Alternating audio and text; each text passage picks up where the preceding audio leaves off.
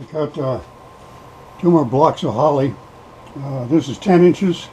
Smeared paraffin on the face, so when I put in the worm screw and it tightens against the jaws, it won't stick there. I can get it off again. Learn something every day around here. I'll pay attention.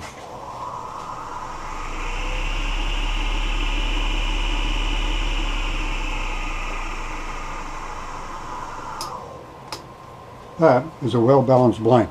I was happy with the small chopping bowl I turned out of holly, but I wanted the customer to have a choice, so I made 2 more out of these 2 holly blanks, 10 inches and 9 inches. The 3/4 inch bowl gouge is sharp, so I will use that.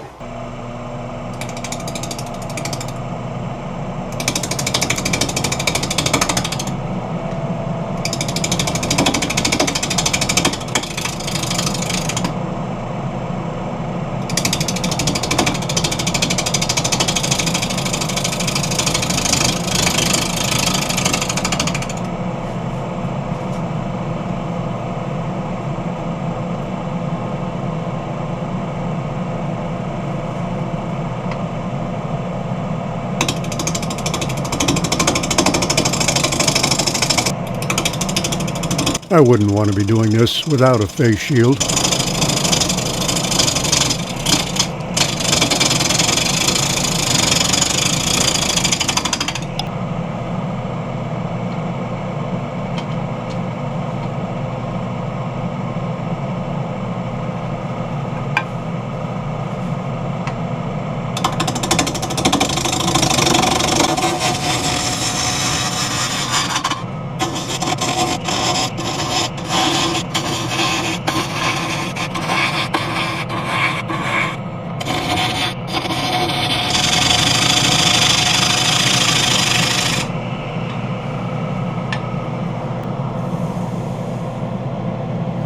By the time this bark is gone, this will be a smaller bowl than I'd planned.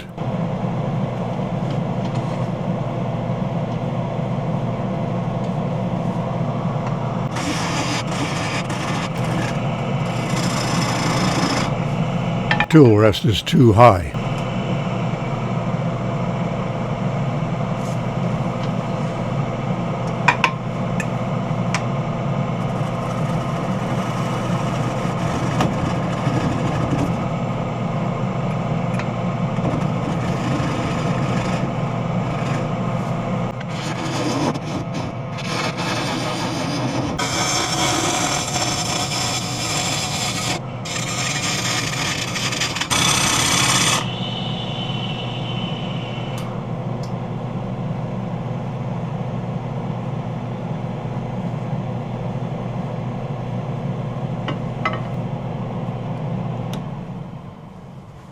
Both my larger gouges need sharpening already. Tell by the pressure, slow progress, heat. So I'll sharpen these.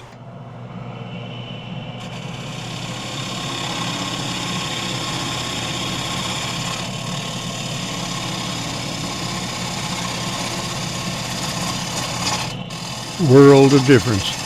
I need to sharpen more often.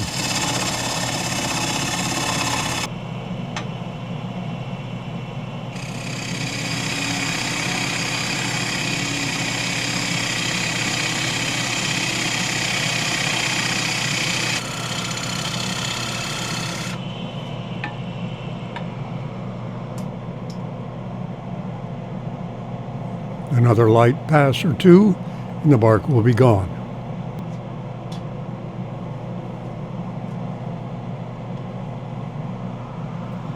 I marked for an 87 millimeter tenon.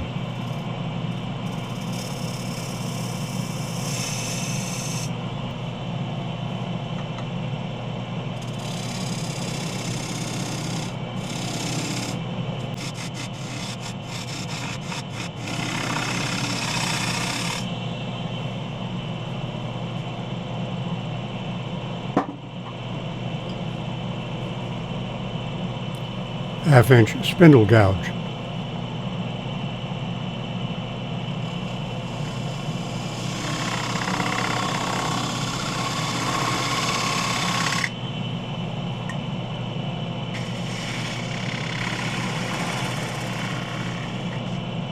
A moment's inattention and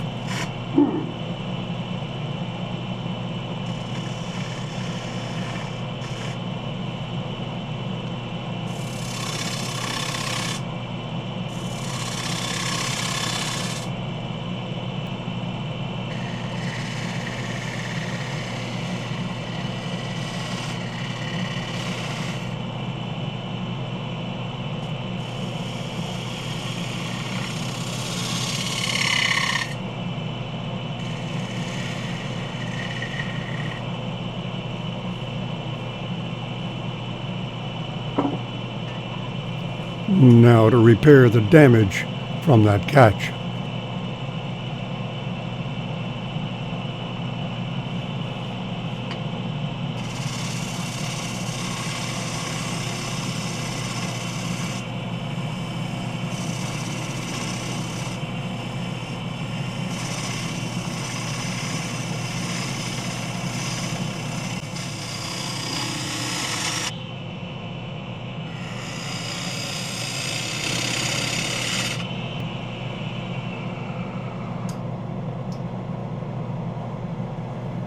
The bark's gone and I have the basic shape. Now I have to clean it up.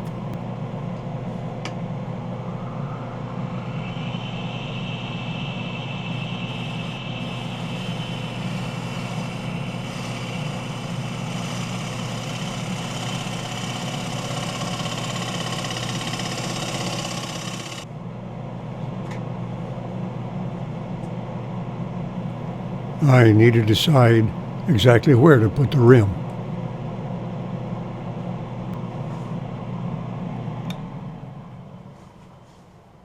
What I'm trying to decide now, up to here I've got about 2.5 inches of bowl, which for this diameter is just about right, I think, in appearance. 3 inches on this. No, it's 2 7/8. So we got almost 3 inches up to here. So I could end the bowl here, and that's pretty nice. Or I could come up here more. I would put these little knots right near the bottom. Here they look kind of nice. What that mark is. Parallel marks. They're in the tree though. I think I'll go with this. Go with what we've got. Right at 4.8 millimeters. Give or take an inch. Sure hate to waste an inch of wood. Could I part that off? No, I'm not going to do it. Field ridge right there, I can't quite see it. See and feel that one. And this is a little bit rough right here.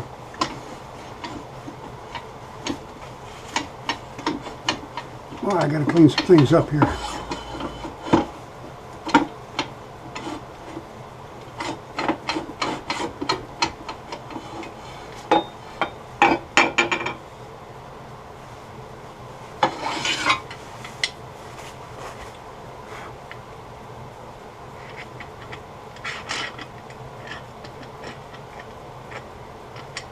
Right here.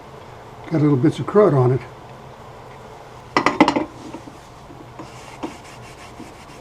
Not supposed to lubricate these, from what I understand. Just keep them clean.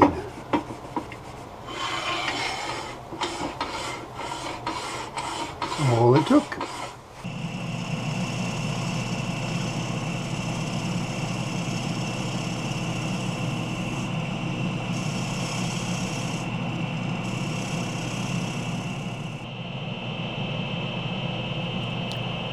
I'm going to bring down the foot just a little bit, so I have to shorten the tenon to make sure the outer rim stays under 5 millimeters.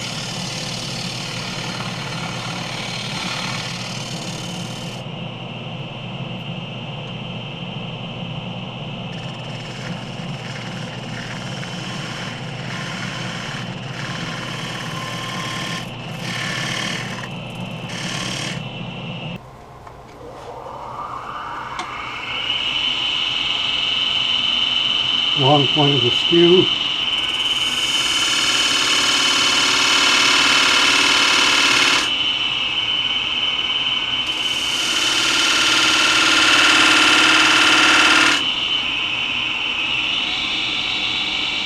1426.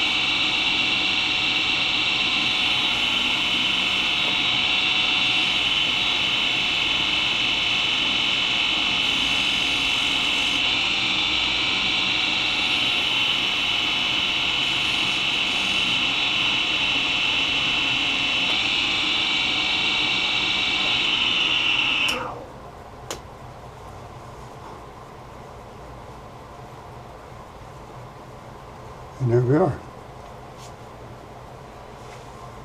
Wish I knew more about the dynamics of this motor. If it's spinning, we're in forward now, spinning 1426, I turn it off.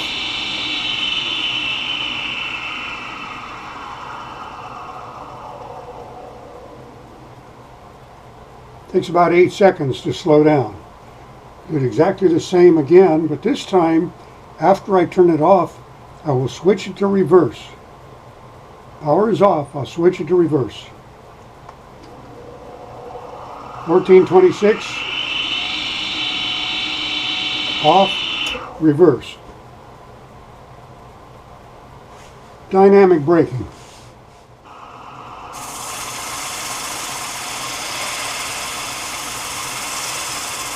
You can see the ridges as soon as I start sanding. And you can see them disappear. I sanded 180, 240, and 320. I see no need to go to 400. This will be used in the kitchen, not on display in a museum.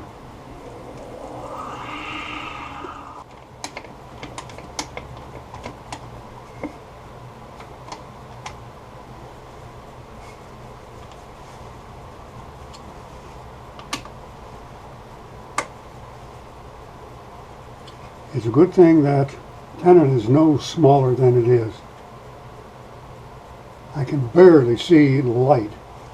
Oh my, I've got to come down. Still got a flat spot up here. Fortunately, flat spot spacing with the rings is just right. I got lucky again. I haven't even checked to see if this spins true yet, have I? Well, of course it does.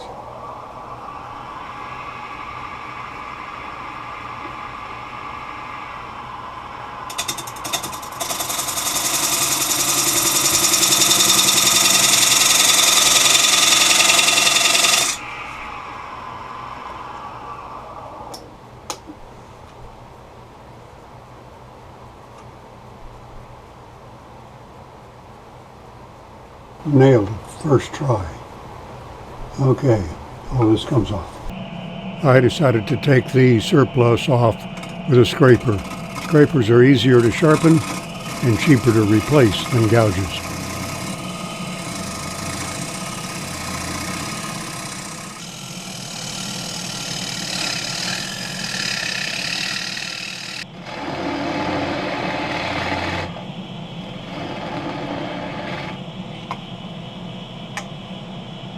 No reason to be meticulous about leveling it off. All of this is going away anyhow, but it's good practice.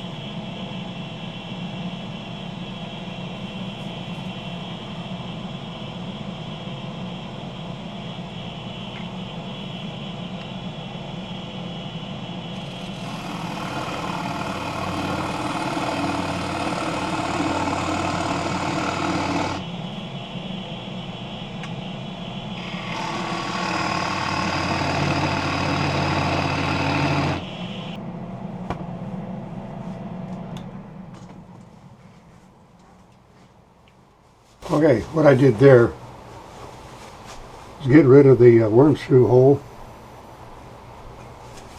because it grabs this bit. I should have a smaller bit to fit down inside the worm screw hole, but it's very hard to hold. So how far out do I need to go down here? Well, let's see what that measures. We have 72 millimeters. Go to 60, leaves 12 millimeters. gives me room to adjust. Okay, get this right in the center.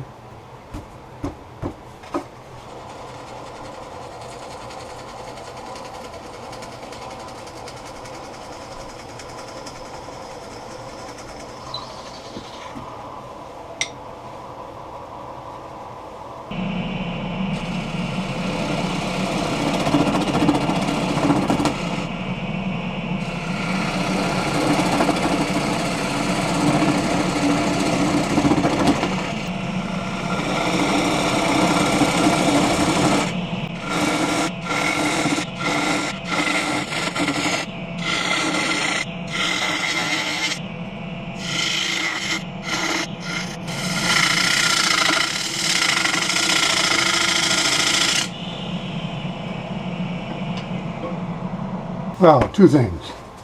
The wood flying off of there is mighty hot. This whole operation is mighty loud. So I'm going to put in earplugs and a glove.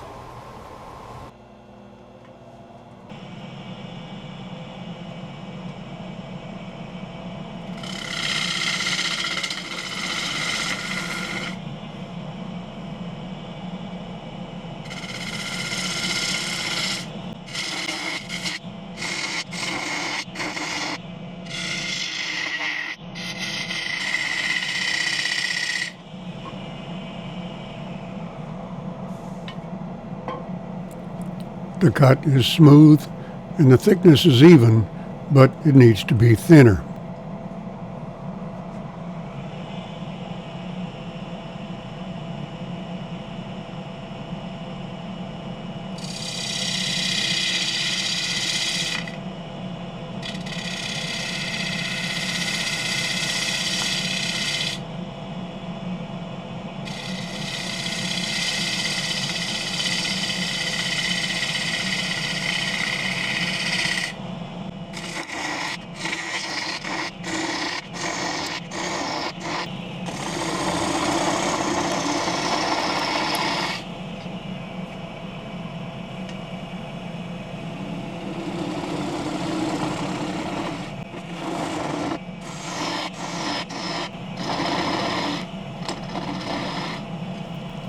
A touch of the gouge takes off the razor sharp corner.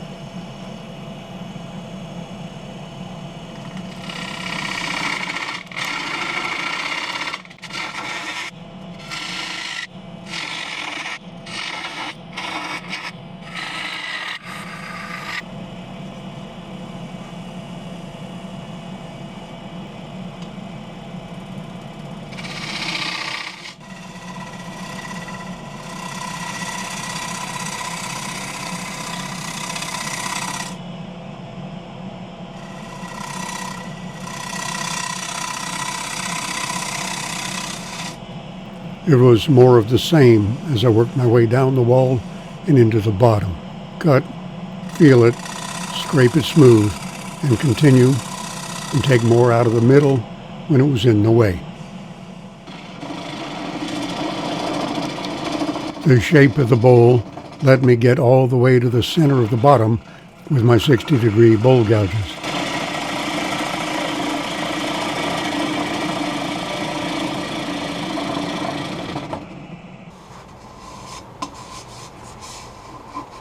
Still got rough stuff here and here.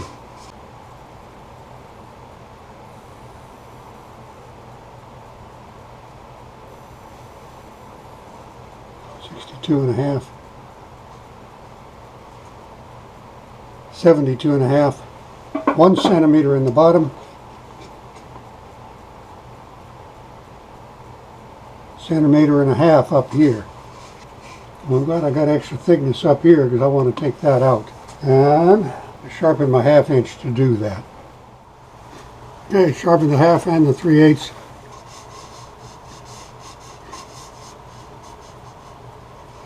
It's thinnest right down there.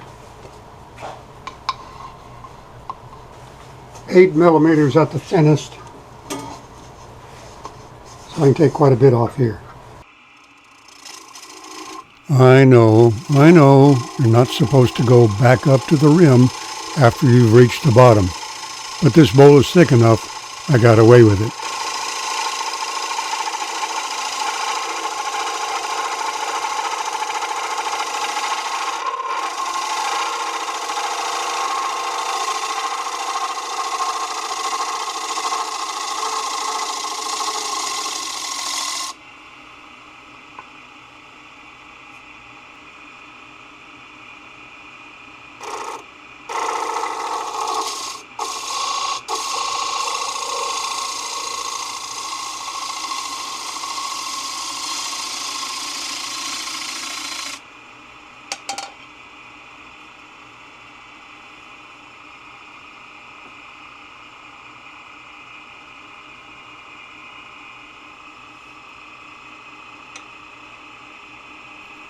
Now it's a matter of blending the curves into one without going any thinner at the thinnest part.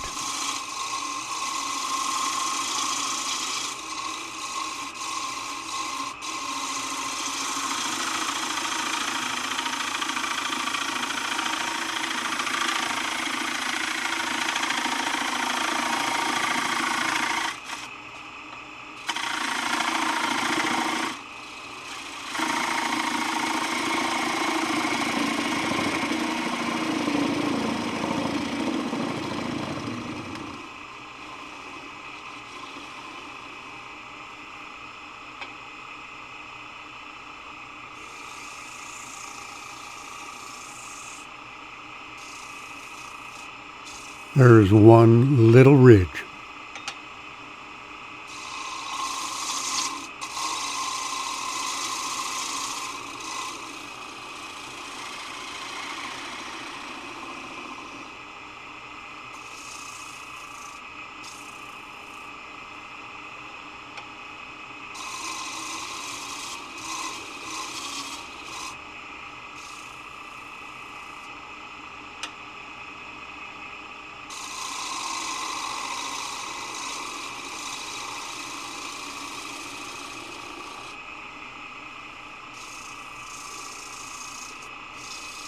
I should stop right there, but no.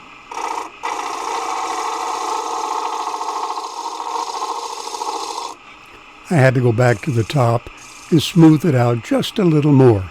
Now I've got chatter marks. Okay, I can't do any more up here because it's no longer quite round. A little bit of a hump right in the middle. Even when the piece is not irregular, it's a good idea to rotate it by hand before you turn on the power.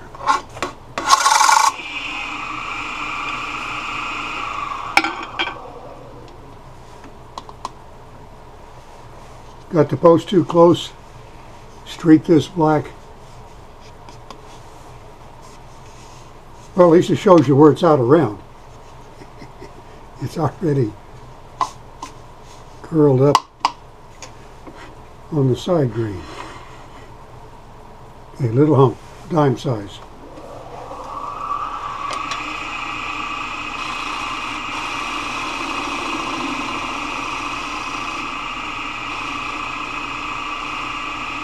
Oh.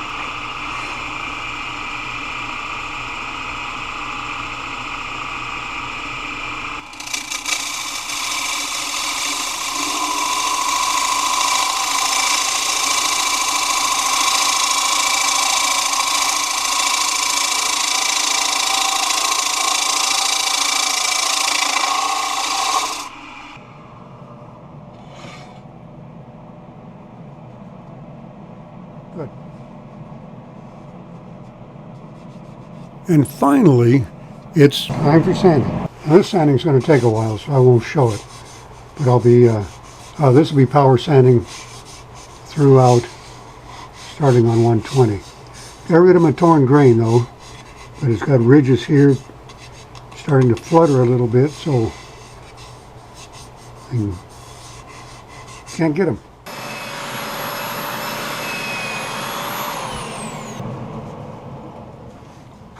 Okay, sanded it up through 400 on the inside anyway. So pretty I could not resist. This is in the wood. Shows through on the back side too. There are no marks in here that the tree didn't come with.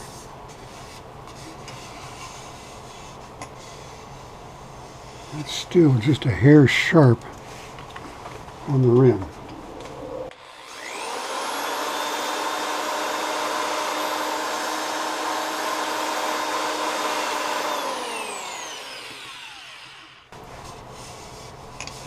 Now, we won't cut anybody.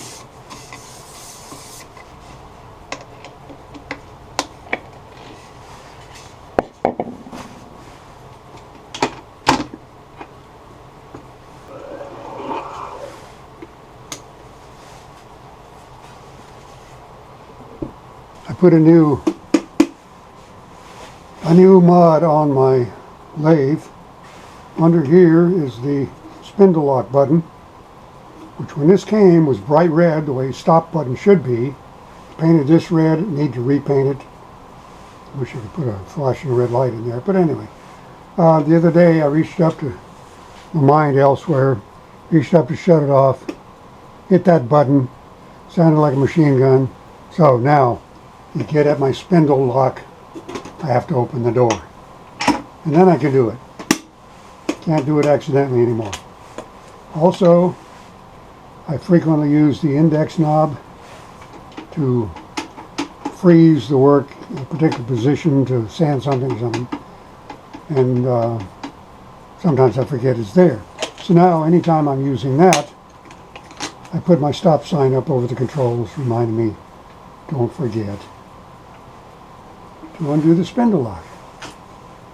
Little by little, I'm getting enough safety features in here that I can operate the thing reasonably safely.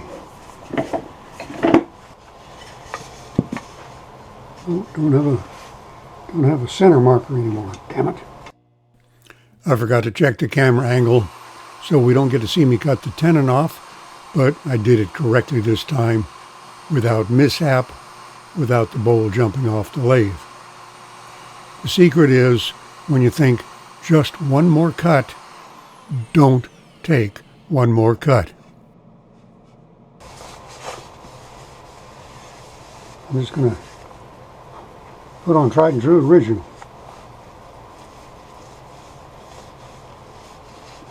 A little bit cool here in the basement. This stuff is sluggish.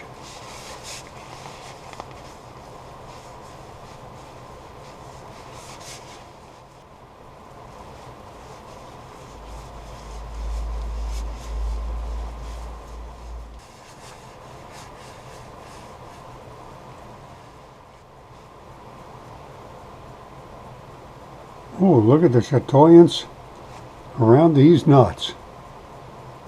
Eee, boy. That is special. Just around those nuts. Yep, same thing on the inside. Nice, nice, nice. I really enjoy this better when I really take my time and try to do it right. Here's one more. It's interesting. It's got these marks. Should make an interesting bowl. A problem I have with turning the same thing over and over is complacency. That leads to carelessness and problems. More about that in the next one. Thanks for watching.